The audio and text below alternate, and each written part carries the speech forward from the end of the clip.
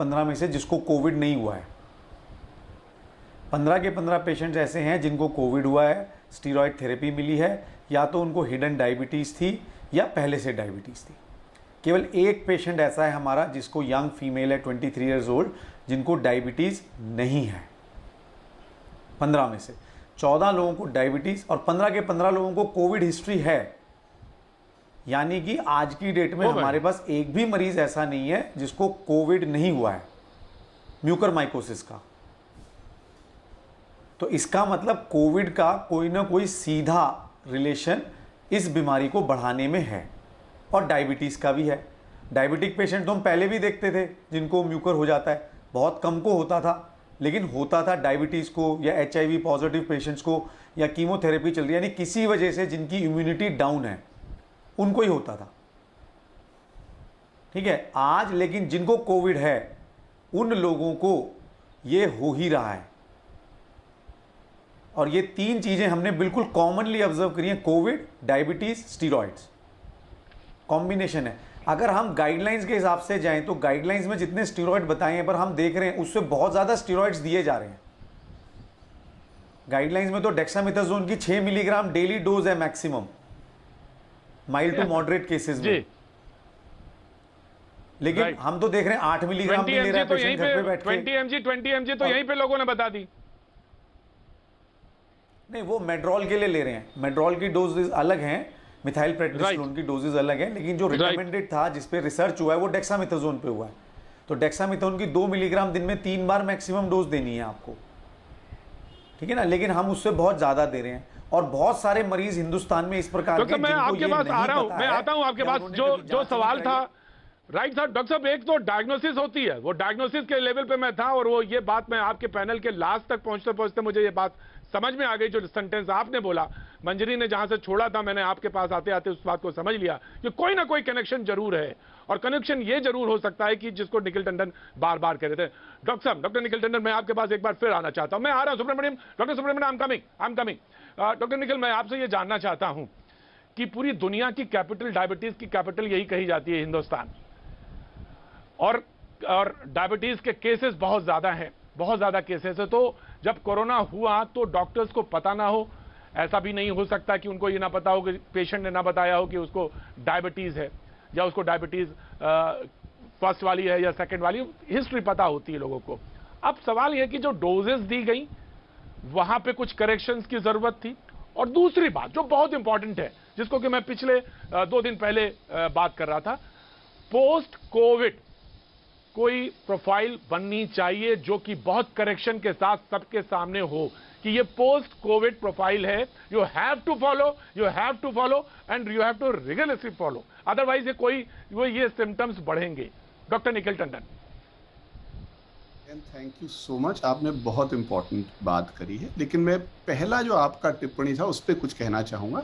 India diabetes capital, लेकिन India के बारे में एक और चीज़ बता दूं, जो एक किसी भी क्रॉनिक डिजीज के बारे में एक रूल ऑफ हाफ्स कहा जाता है कि अगर 100 लोगों को बीमारी, जैसे डायबिटीज अगर 100 लोगों को है तो 50% ऐसे हैं जिनको मालूम ही नहीं है उनको बीमारी है। It is not diagnose, unknown disease होती है।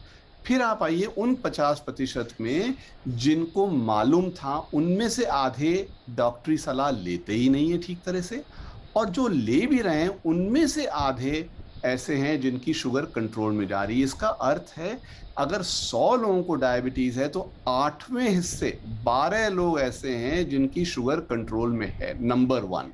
नंबर 2, ये प्रोटोकॉल का पार्ट है। जब भी कोई कोविड का मरीज अस्पताल पहुंचेगा या डॉक्टर के पास जाएगा, उससे पूछा जाता है कि आपको शुगर है कि नहीं है। 50% जो हैं भी उनको मालूम ही नहीं, तो वो बताएंगे नहीं।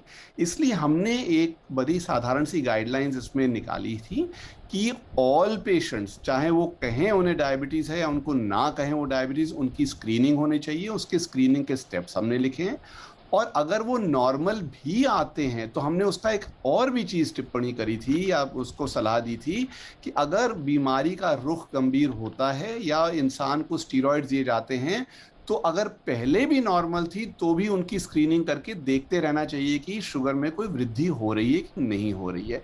तो ये बहुत इंपॉर्टेंट मैसेज मैं सबको देना चाह रहा हूं कि इस पे ध्यान रखना आवश्यक है।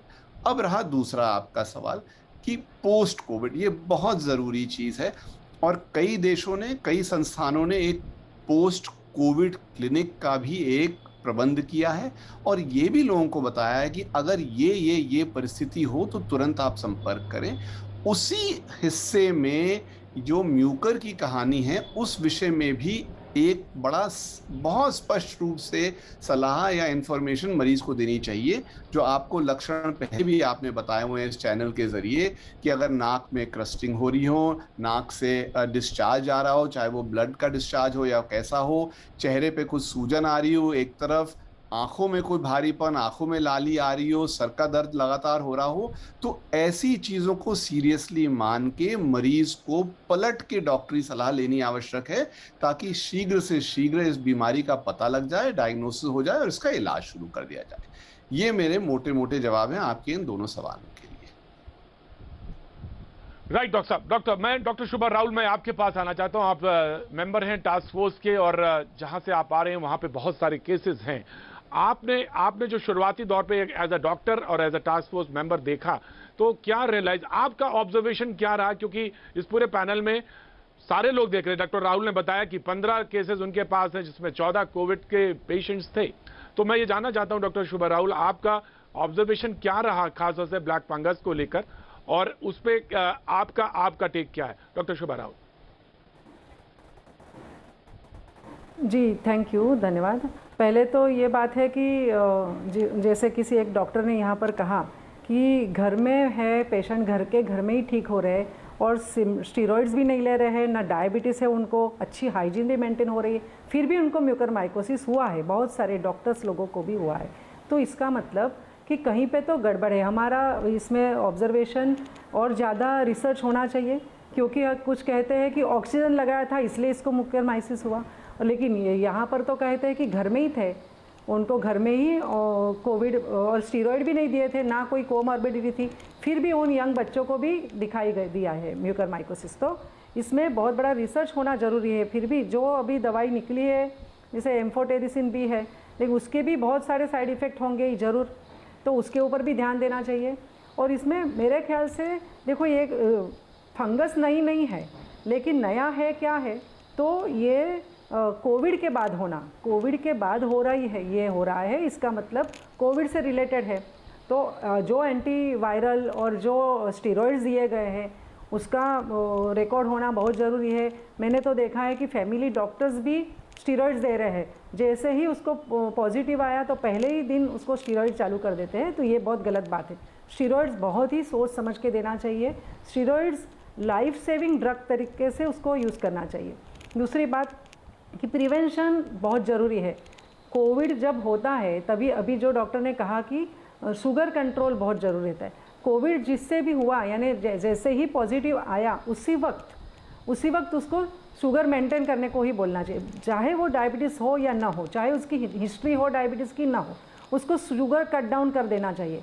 और डायबिटीज़ के पेशेंट की तरह ही खाना चाहिए, पूरा उसका कार्बोहाइड्रेट कट डाउन कर दो तो ही उसका प्रिवेंट हो जाएगा। और स्टीरॉयड के बारे में बहुत सावध रहना चाहिए।